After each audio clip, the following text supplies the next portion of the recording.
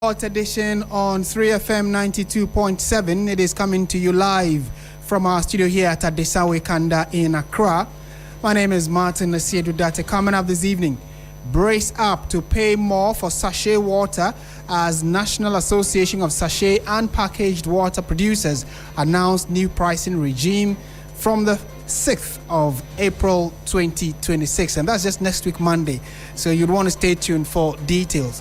Also coming up, lawyers for the NPP's Ashanti Regional Chairman Bernard Ntwibo-Esiakon, popularly known as Chairman Wontumi, says they will file a fresh application at the Court of Appeal to stay proceedings after the High Court dismissed an earlier attempt. And later in the bulletin, Burkina Faso lifts tomato export ban, much to the relief of Ghanaians. But tonight, a bigger question emerges. For how long will Ghana continue to depend on Burkina Faso tomatoes?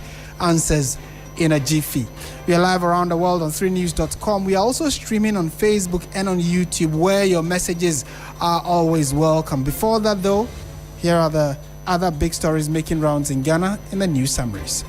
One person has been injured after a Hyundai Rhino truck collided with a faulty stationary vehicle at Bibiani, off the Western North region. The incident occurred on the Bibiani-Guaso highway when a Hyundai Rhino truck with registration number AS563226 crashed into a broken down Daewoo Ultra Novus truck with registration number AC294-24, which had been parked by the roadside.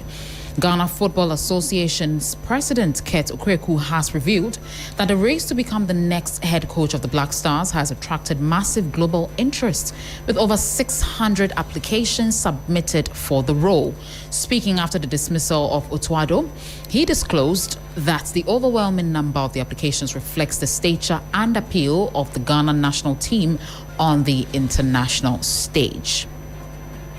Now, the family of the late gospel icon Yao Sapong has announced details of his final funeral rites following his passing at the age of 63.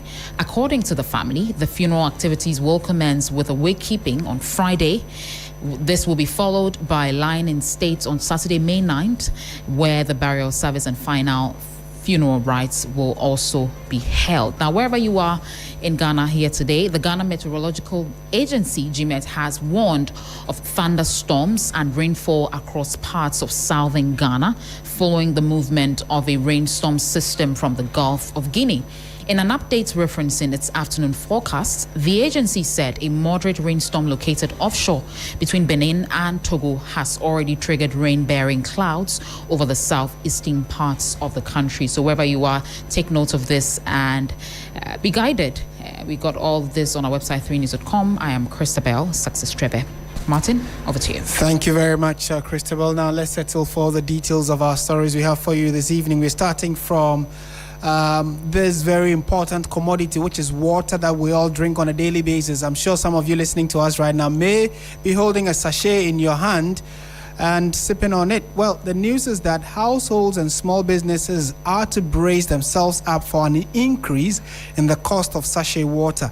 This follows a decision by the National Association of Sachet and Packaged Water Producers to raise prices, citing the rising production cost linked to global supply disruptions. The new pricing regime takes effect from the 6th of April 2026, which is next week Monday. According to the association, the increase is driven by a sharp rise in the cost of key raw materials, particularly polymers used in packaging. It says the situation has been worsened by the ongoing conflict in Iran, which has disrupted supply chain and pushed up international prices. Under the revised structure, the ex-factory price of a bag of 30 sachets of 500 ml water is now 8 cedis, with the extract price going for 10 cedis. The maximum retail price is expected to be capped at 15 cedis per bag. The development is expected to have a direct impact on households and small businesses, as sachet water remains the most widely consumed source of drinking water in many parts of the country. We have been speaking to Kwame Japong Intra, who is the National Director of Corporate Affairs for the NASPA, which is the National Association of Sachet and Packaged Water producers. And he's been expressing reasons why they have taken this line of action, which is that sachet water prices are going up from the 6th of April next week, Monday. In that, there's factory price means when you go to when you drive or you walk to any of the factories and you want to buy a bag of 30 sachets, you pay 8 cedis for one bag. If we put it in the truck and send it to your outfit or your home or wherever, you pay 10 cedis. But depending on where the store is or where we send it to you, some people are selling in kiosks, some are selling in ordinary shops, some are selling in supermarkets, some are selling in malls. Depending on where the person is selling it, the person's overhead may be higher. So if the person is selling in the kiosk, the overhead may not be as high as the person selling in a mall where the rent and everything, the labor that the person will be incurring will be far higher. So the person may add, say, 1 cedi and sell it at, say, 11 cedis. Some may sell it, say, 12 cedis. So that may explain why we've given an upper limit of up to 15 cedis. From that's X factor. We are not saying that the water that anybody is selling should be sold at 15. That's not what we are saying. What we are saying is that the figures we have given, 8 and 10, I'm trying to explain that depending on where the shop is, the person can sell it for, say, 11 or, say, around, say, 12. Why we are giving an upper limit of 15 is that, for example, the war in the Middle East, nobody knows when it's coming to an end. But if the war were to come to an end even today, I listened to BBC. They were telling us that if the war were to come to an end today, and they gave an instance in Kuwait and United Arab Emirates, some of their facilities that have been bombed, it will take 4 years before they come to their normal production levels. 4 years. So we are likely to have the effect for a very long time. That is what BBC was reporting. So in taking things into consideration, we will have to live with some of the effects for a very long time. So we are saying that it is most likely that the effect might stay with us for a very long time. So in considering this, we should have an upper limit that in case that things go that long, we don't hope that we will go beyond 15. So in the unlikely effect that it goes that long, we don't hope to go beyond 15. That's why we are setting a recommended price of 15 cedis. We are not saying everybody should go and be selling. If somebody is selling a 10 and you say you want to sell a 15, your business will collapse because nobody will buy it. The fact that we are saying 15 doesn't mean that when you go you sell a 14, then everybody will jump to sell the 14. People are rational. Right. People are reasonable. So if you are selling it for 10, another person sells for 11, and you are all within the same space, the 11 will end up not selling. So we are hoping that if even in the event that the war stays on for a long time and you want to place it, you can migrate up to about 15. That is what we are saying. Okay. We are not saying sell 15. If you want to sell 15 and sell, your business will collapse. Okay. Right. So that's the voice of the director, the National Director of Corporate Affairs for the National Association of Sachet and Packaged Water Producers, in the person of Kwame Ejapong Intra, speaking earlier to Johnnie Hughes. Clearly, the question now is, what do you make of this justification for the increase in prices of sachet water, which is taking effect from Monday, the 6th of April, 2026? Well, we have also put out some questions on our social media pages and would want you to share your thoughts with us. On Facebook, just look for 3FM 92.7. On YouTube, same. Look for 3FM 92.7. The bulletin is streaming. Your messages are always welcome. From a policy standpoint, how justified are these reasons that have been given for the increase? They say the price of polymer has gone up because the supply chain has been disrupted by the ongoing developments in the Middle East. And because of that, and the polymer is the very raw material they use for the rubber. And then it cascades into a question of Ghana is a rubber producing country? Is it that we are unable to produce a particular type of rubber they need for this business? That's another question. Very similar to what's happening about the tomato conversation, where we have had to now show appreciation to Burkina Faso for reversing or suspending their decision to ban the export of tomatoes from Burkina Faso. But this one is water, and because of the Middle East disruptions, we are told that sachet water is likely to go up. A bag of it will now cost you about 15 Ghana cedis. Not the single one that you drink, but when you buy the full bag, which I think is 30 sachets, you are likely, it has moved from 8 cedis to 10 cedis at the track now, and is going for 15 cedis. So it means that the retailers are going to be paying more, and then individual purchasers like yourself and I would also have to pay more for water, which is one of the most consumed items on a daily basis across the country. So your thoughts on it are very welcome on our social media pages. We'll be happy to share it with the rest of the world. This is 3FM 92.7. Stay with us. We have many more stories for you, including the fact that it is not only water that is going up, or the price of sachet water that is going up, but fuel prices are likely to go up effective very, very soon. Details of that and more in a moment. Do stay with us.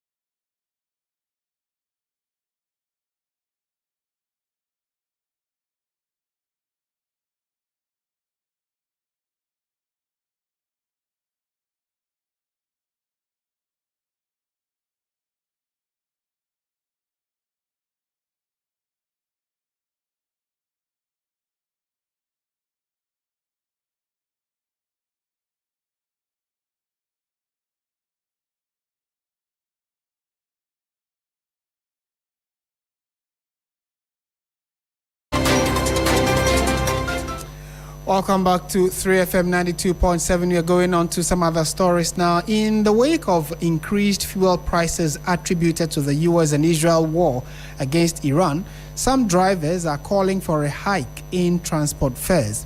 For drivers at the Circle New Plant station in Accra, they are unable to break even because of the myriad of operational costs. Grace Hamoajiman has been engaging some of these drivers and has come through with the following report. The National Petroleum Authority, NPA, has set a new minimum price floor for petroleum products for April 1, 2026 pricing window. Under the revised price floor, petrol has increased from 11 cedis 57 pesos to 13 cedis 30 pesos per litre, representing an increase of about 1 cedi 73 pesos. Diesel, on the other hand, recorded the biggest hike, rising from 14 cedis 35 pesos a litre to 17 cedis 10 pesos.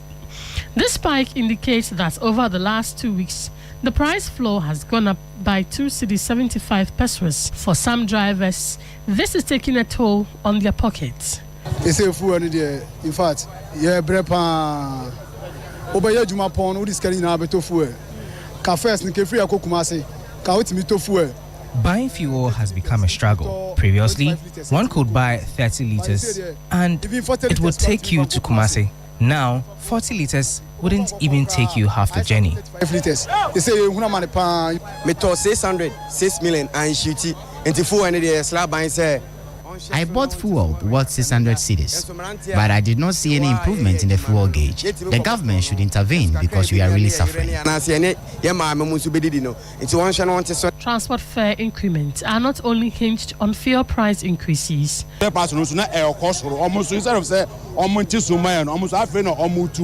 Spare parts prices remain elevated, especially for Voxy and saloon cars. Even though it is claimed that prices have reduced, it is rather excavator parts that have seen some reduction. The Deputy Director of Communications at the JPRTU, Stephen Amoa, says the union is yet to decide on whether to increase fares. Passengers who will most likely be affected are calling for government intervention. It's not a good feeling, but I'm sure the government has a good reason for doing that. We all know what's going on around the world. So I really hope the government would put a good measures in place as with the passengers. Personally, I'm willing to compromise with the government, but he shouldn't disappoint us going further forward. War that is now ongoing, the US and Iran war, that has brought this increment. So it's not something that was planned. So we all need to engage and, comport ourselves. We know that they would maybe definitely increase it, but then it shouldn't be as high as maybe it will bring some economic distress to people. So you heard that report put together by Grace Hamwa Ajiman, and the thoughts of some passengers and transport owners ending the report, clearly expressing similar sentiments about the fact that international affairs actually do affect us domestically. So the pressure is now gradually mounting on government to intervene. But to what extent can government intervene in such circumstances? Your thoughts are always welcome, as this bulletin is live on 3FM 92.7, our website, and then also on Facebook and on YouTube. Still on transport issues, though, the minister in charge of the sector has announced ongoing engagements with various transport unions to reach a mutual beneficial outcome following rising fuel prices. This comes on the back of threats by the Ghana Private Road Transport Union, GPRTU, and other commercial transport operators to increase fares by at least 20% if government fails to scrap certain taxes on petroleum products within 48 hours. Let's listen to the Transport Minister, Joseph Bukari Nikpe, reacting to the development.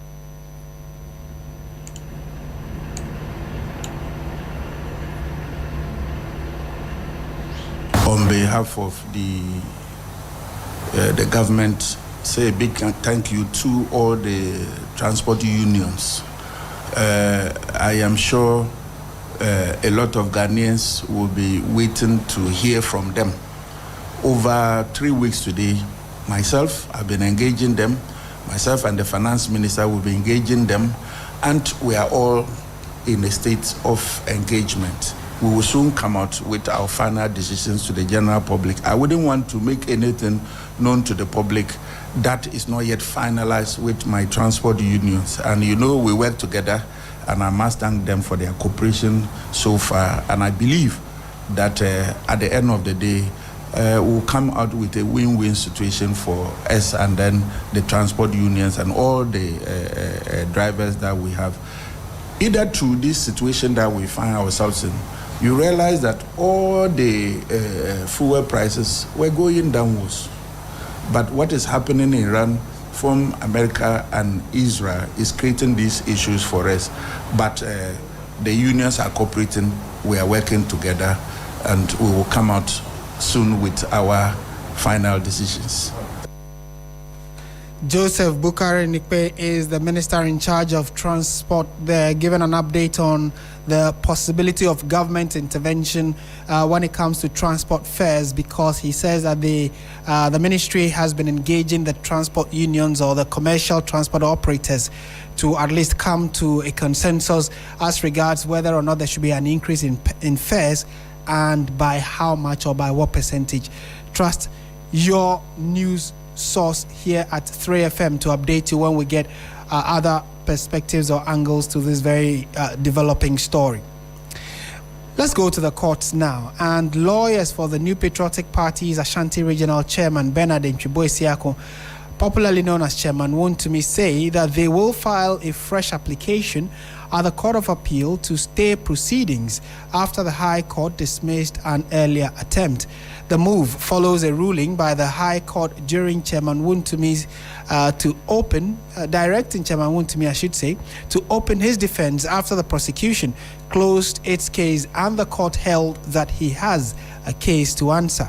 Chairman Wontumi and his company, Akonta Mining, are facing 6 counts, including allegations of allowing individuals to undertake mining activities on the company's Samre Boy concession without approval from the lands minister.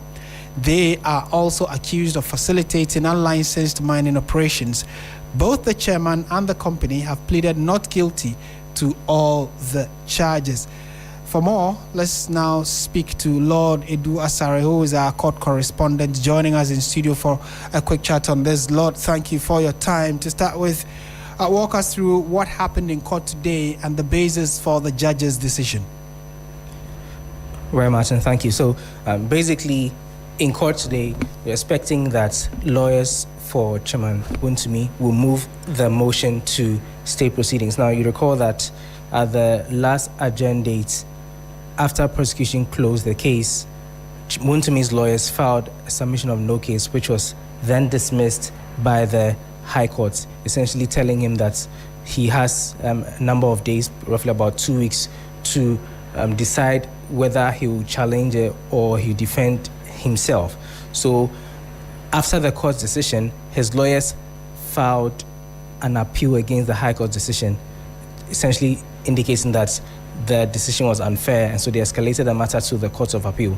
Now, the matter being in the Court of Appeal, they filed another application to have the case at the High Court be put on hold, pending the hearing and determination of the appeal at the Court of Appeal.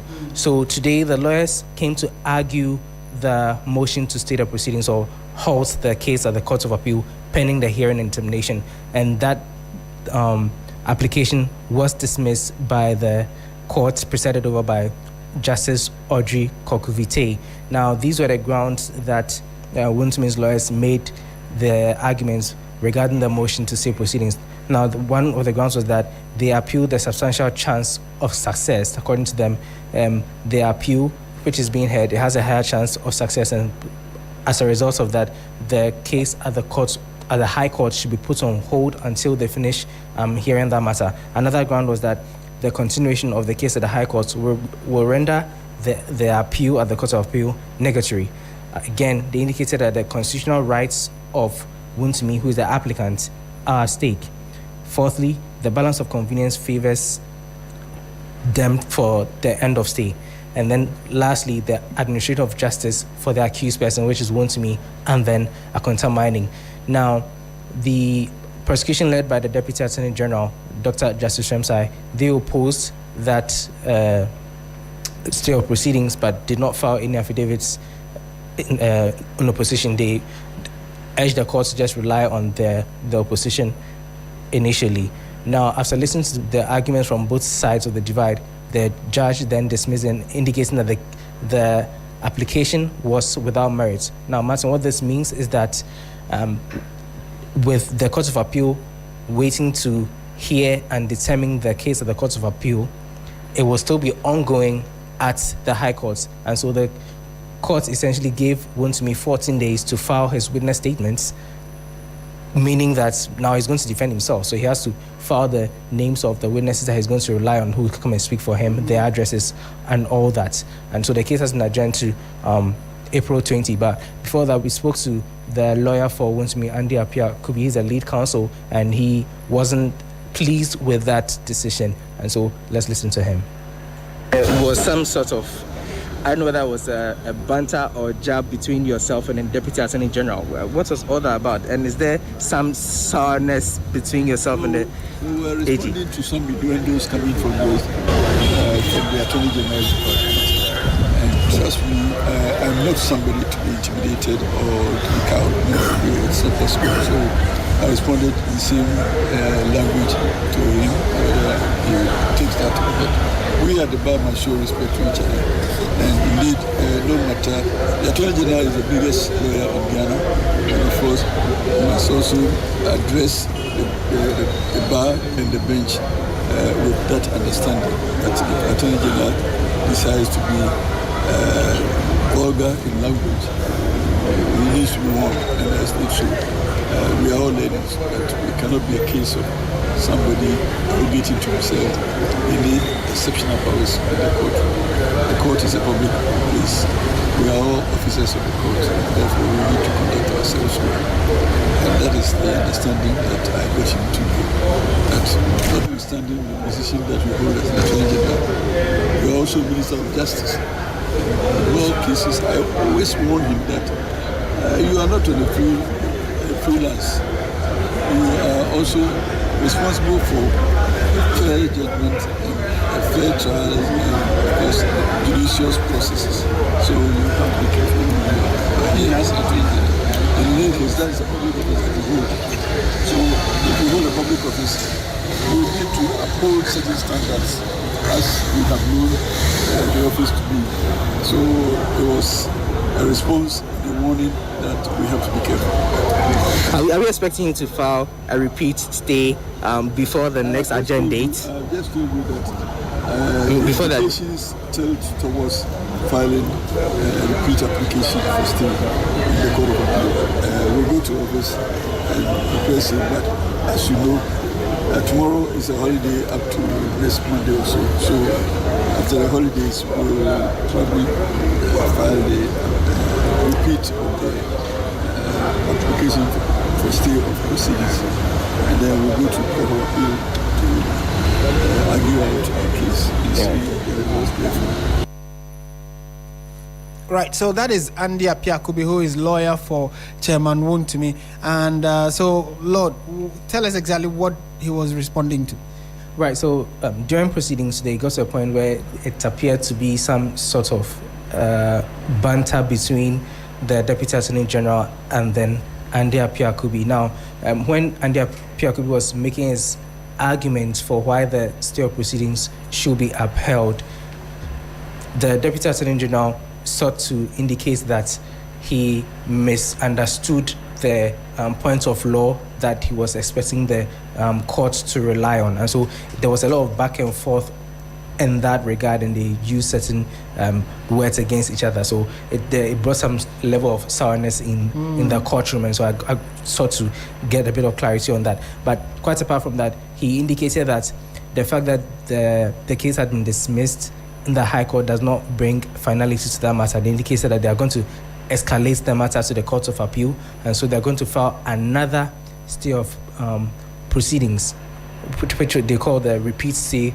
of proceedings. And so it will mean that they will have two cases at the Court of Appeal to be heard. One is the stay of proceedings, and then once the Court of Appeal determines the stay of proceedings, and then they will also hear and determine their appeal against the High Court decision, which essentially dismissed their submission of no case and ordered Wontumi to open his defense in the matter, Martin. Right, and you say now the case has been adjourned to April 20, but Wontumi has 2 weeks, so by 14th he should have filed his witness statements and every other document he needs to rely on.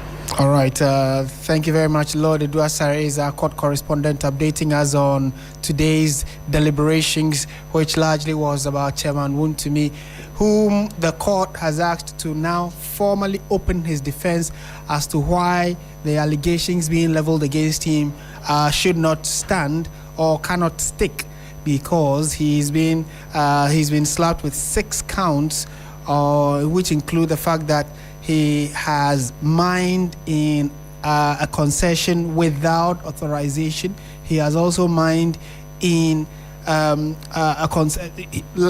a forest reserve, which is against the law, and also not having permit to undertake these mining activities. So a lot is happening regarding this, and like our court correspondent indicated, would wait to see what the next few days will hold for Andy Apiakubi, who is lawyer for Chairman Wontumi and his Akonta Mining Company. This is 3FM 92.7. You're listening to Hot Edition. Stay with us. When we return from this quick break, we'll be taking you to the offices of the Transport Minister, who has also been updating Ghanaians on why now there are new charges when you use the Kotoka International Airport. Do stay.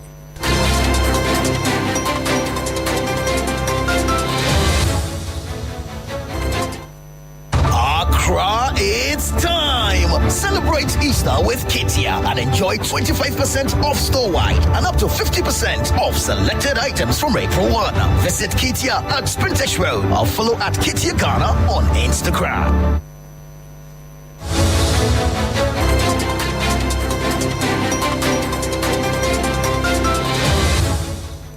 .7 is the station. This is 3FM, and you're listening to Hot Edition. My name is Martin Asiedu Date. Let's go on to some other stories we have for you this evening.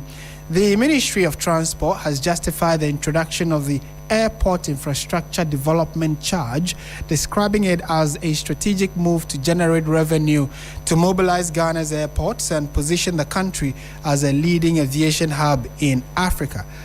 The minister has been addressing journalists where he indicated that proceeds from the levy will be used to improve the sewage system at the airport, construct a hotel facility, and expand parking capacity. Let's listen to the minister now.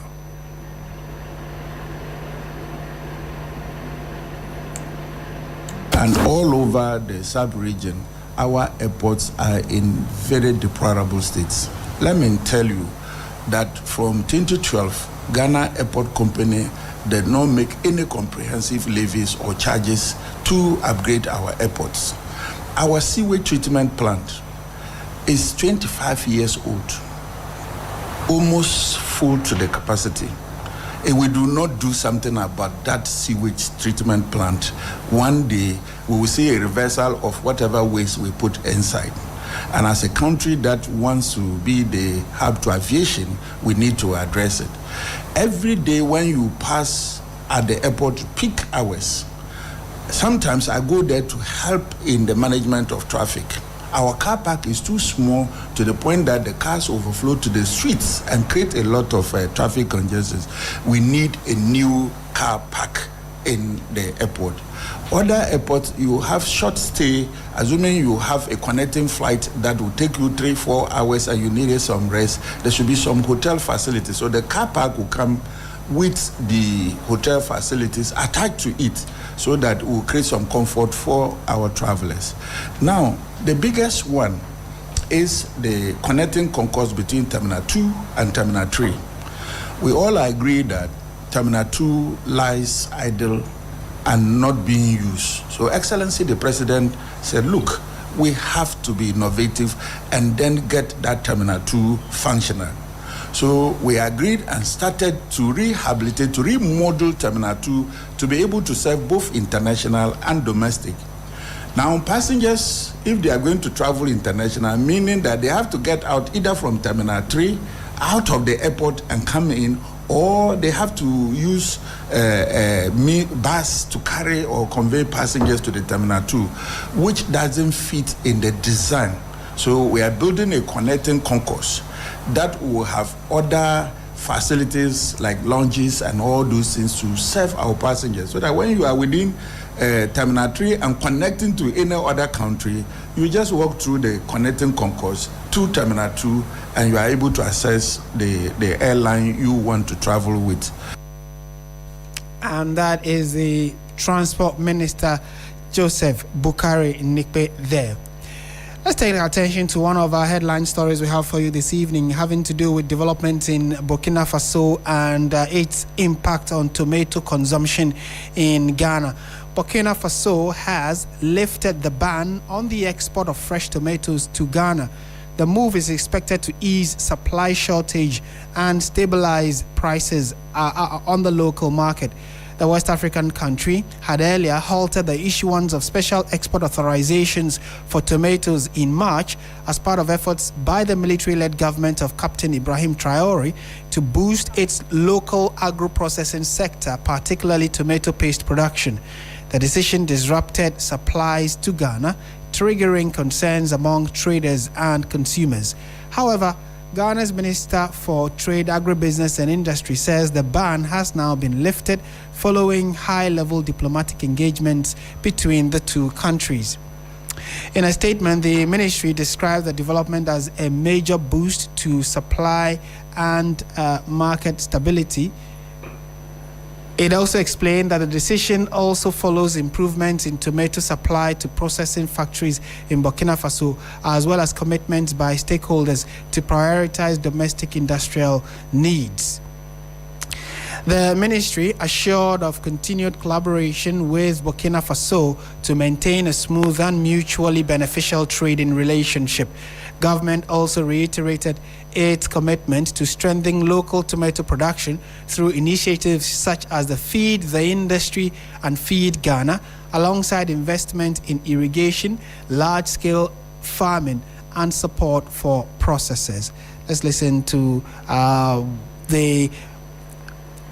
We've been speaking to the Association of Tomato Transporters and Traders, and these are some of the reactions they've given regarding the decision by Burkina Faso to suspend the ban on export of tomatoes to Ghana? Oh, yeniaji, but yeni GN NCP. Ye person penyon for no mama ya ye sorry gina na so because when we be kwa baby no 50 pre ko pese say ya na wo show bibi a kire say bibi betimi asi ento mo aye bibi kakra bi a kire ye no e say ye nso agya ye penyon for wo mo hwe na next time no ye be kwa akofa bi kura ye nso ye wo bi wa ha ye be kwa akofa kura en no so because ye de ye ho to mo so bebre a me hu no say be boa ye enti ya de ye sra ban no say yes sra no one kasa wa bia ma ye nti dam na wo se wo beye no ame ado bi wo ye kurom na no wo jai omomode na wonye ma ye na ye nya hokọ efi se kwa ye huna ma ne ye se sika bebre ne ya kogo obi ma so ye ba ne aboka sika me ka ye kurom ho a eye ebetimi aye mpuntu dwuma ma ye ya ye man no yatim ada ensuo kase wo ho a ye dam na ye so beboa ye boriga ye dam na ye so beboa ye eni se nya ba bi fa konkwan na sa ba ne ye dia ne ha ma bi ye enti ye sere ne so aboa ma ye bie ye kwan na ma ye so ne fre ye so a ye da na se na emu omumu ayen ma ya sante ya so ye ntimi ne.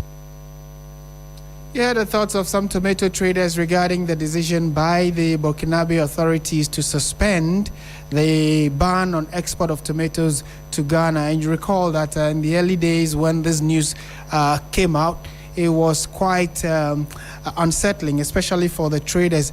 And they say that now that government has been able to negotiate at the very top for the Burkinabes to change their mind or at least suspend the export ban now, then it is a step in the right direction. Let's now speak to Nana Ejenim Boateng, a leading member of the Association of Tomato Transporters and Traders Association. And then also we have Anthony Morrison, who is the Chief Executive Officer of Agribusiness Ghana. I'll start with, gentlemen, good evening to you, both of you. Hi, sir. Great. My brother. Yes. Good evening. Good to hear from you. So I'll start with you, Nana Ejenim Boateng.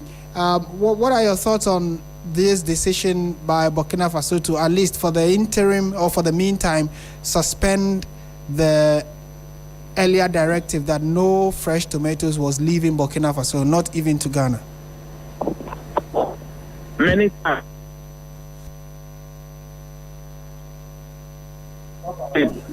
But I keep on saying Burkina is right about.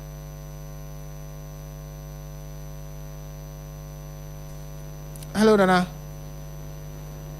I think the connection to Nana Ejenim Boateng isn't too clear, so we'll try and reconnect. See, hopefully we get a better connection to Nana Ejenim Boateng. In the meantime, let me speak to you, at least to get the perspective of what you think policy should be. Mr. Morrison, thank you for your time again.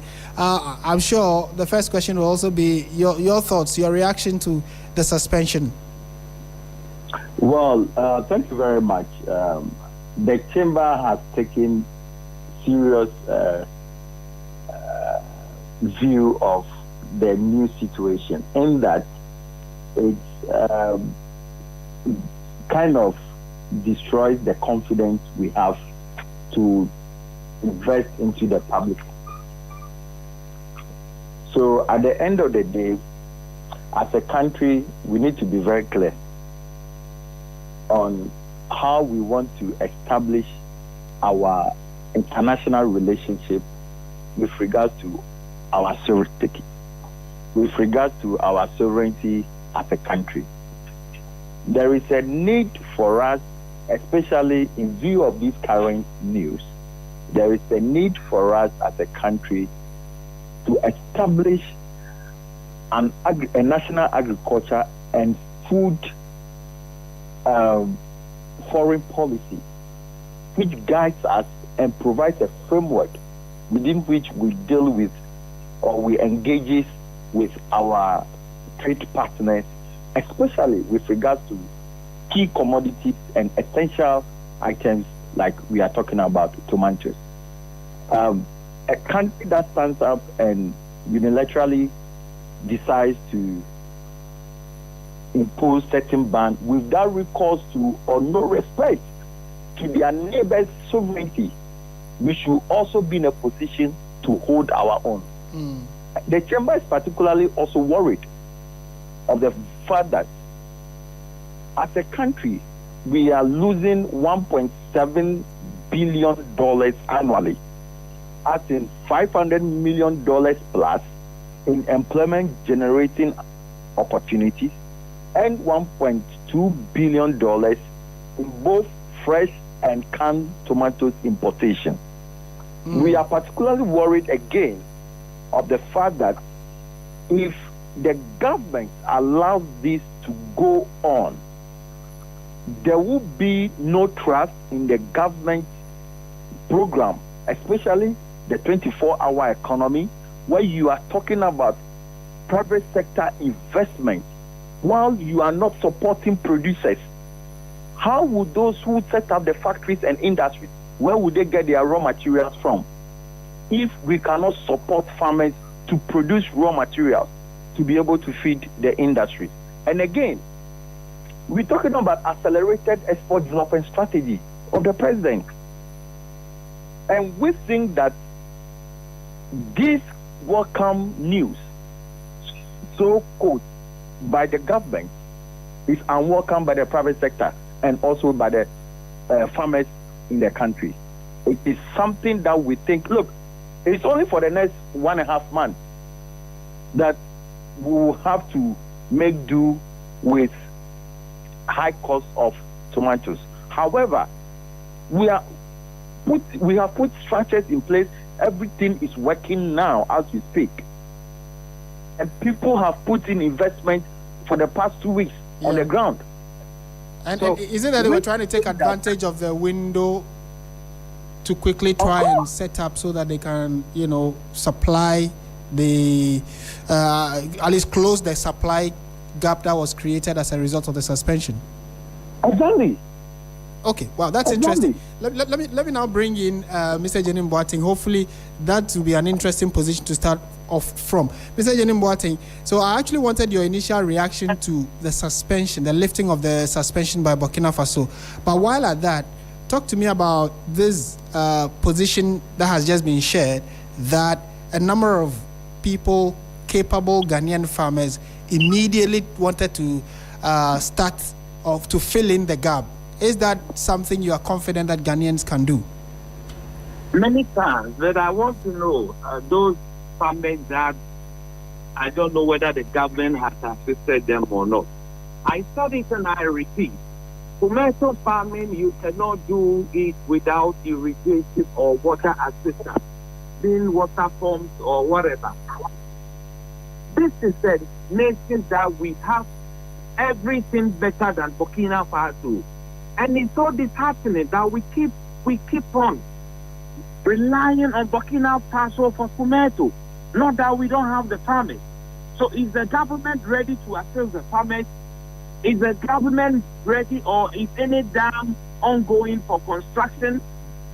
Or is it because we depend on the mercy of the weather? We are about entry into the rainy season. So we are hoping that our farmers can plant more tomato for us to have it. No, it has continued, but I have not heard from the Minister of Agriculture or the presidency in charge of the agribusiness. I haven't heard from them. So what are we doing? It's a time for Ghana, for us to depend on Burkina Faso for a fruit called tomato. If we would depend on Burkina Faso, high savanna area, it should be something like cattle, goats, and sheep. The Sokoto red goat, not tomato, that we can equally plant. Thank God we have Crop Research Institute that they can assist us to get the same seedling that they are planting in Burkina Faso. We must instruct a proper agriculture bank in the country. As I'm talking to you now, we don't have any assistance to the farmers, as Burkina Faso is doing.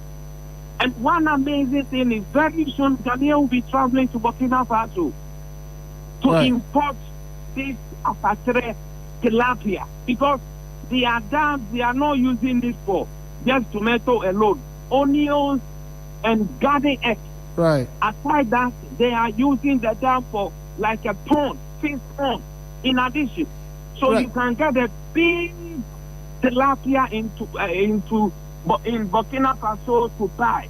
Like 5 Ghana. Mr. Jelimbane, so I Yes. mean, like, I appreciate the position you're sharing with us regarding the kind of intervention needed if Ghana is to become tomato sufficient in terms of production. Since this ban was announced by Burkina Faso, have there been consultations either amongst yourselves with government, and if yes, what kind of outcomes are we looking at? What timelines are we working with? Well, as of now, the government has not meeting any of us. And I don't know the kind of contingency plan. You know, in every government, we got some contingency budget. So, like by this time, our East region, we are having about 1 dam construction. When you come to Ashanti, 1 dam, Eastern or Ada 1 dam. Even there is a research that said that the Ada, you cannot dig too deep because it's close to the sea. But you can do some irrigation. Then you can extract from the water lake to assist the farmers. So the government must wake up. This is a wake-up call. I'm pleading to my big brother, John Dramani Mahama, His Excellency, that the agri sector, he has done well on the economy. But when it comes to the agri sector, in fact, it's giving him 2 minus. He should wake up. Especially the consumption of tomato in Ghana, as at now, all is coming from Burkina Faso. And I feel so disheartening and shame that Burkina can threaten us not to come there to purchase a tomato. Then we will go and beg them, please, and turn it for us. Okay. Thank you. Our independence? Yeah, I mean, thank you for those passionate sentiments you share with us, and we hope that we'll engage you some more in the coming days, hopefully on a good note where we would have made some positive strides regarding this tomato importation ban. We've been speaking to Nana Jenim Boateng, leading member of the Association of Tomato Transporters and Traders Association of Ghana. But the baseline is that Ghana is capable. In fact, Ghana has a lot more in terms of what we can do.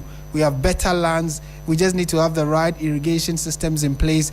We have committed farmers dedicated to producing these items. The market women who go to buy these tomatoes are asking that let's support our own. They can do it.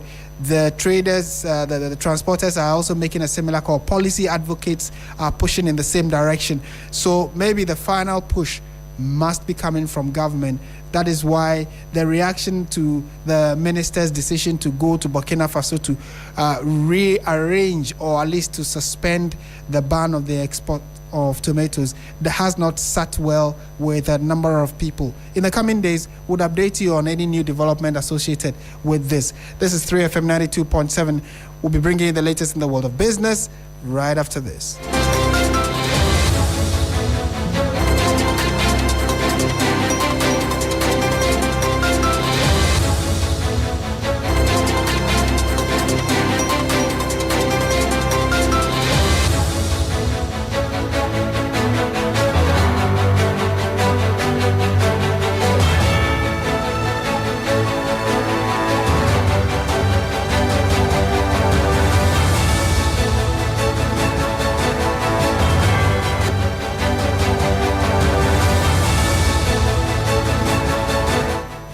Hello, good evening, and welcome to the business segment on Hot Edition on 3FM 92.7 with me, Bismarck. Also coming up tonight, Bank of Ghana rejects claims of 2 billion cedis price stabilization fund as it urges public to disregard viral publication.